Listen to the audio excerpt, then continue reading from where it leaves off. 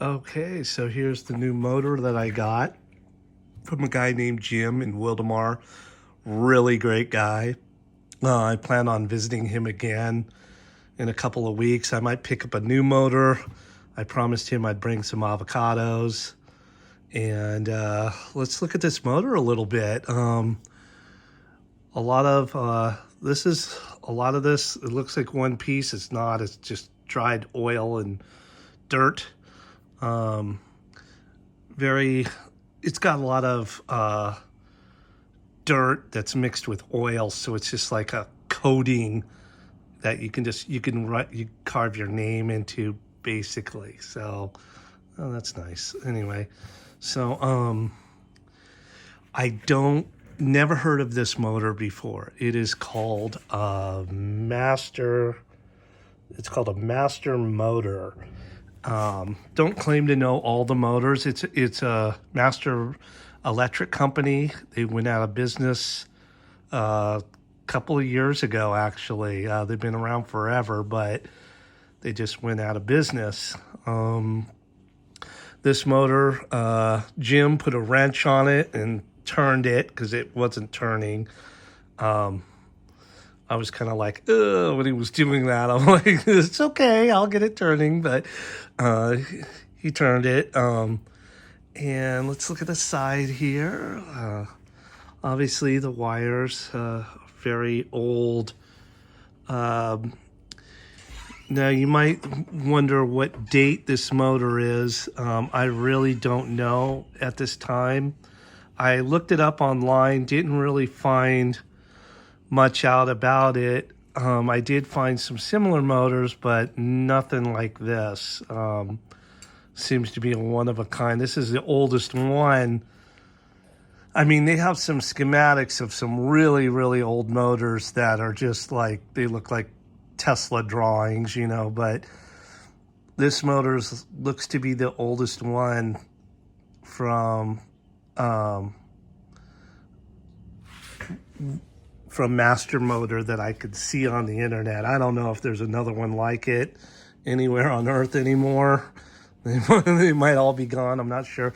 And the reason why I'm thinking it's kind of old is just because of the way this is laid out. The carbon brushes in here look to be kind of in the same era as the Century motors that I'm usually used to working on. So it's really an old style kind of motor. It's a repulsion start induction motor, and a little oil cap here. I have not looked underneath the motor yet. Sometimes you find out information underneath the motor, but it's a lot bigger than I thought it was going to be. In the pictures, I thought it was newer, and I thought it was smaller. Well, then when I got there, it's a lot bigger and a lot older, which makes me happy. It's better than I thought it was going to be. He's got another motor, he said, and I saw it. It's a little bit bigger than this one. Looks to be about the same age. And he also has some carbon brushes that he said he's going to give to me that are in a box. And he said they're really old carbon brushes, so I'm going to try and pick those up. But here is the name tag, and I really tried cleaning it up a little bit just so I can read it.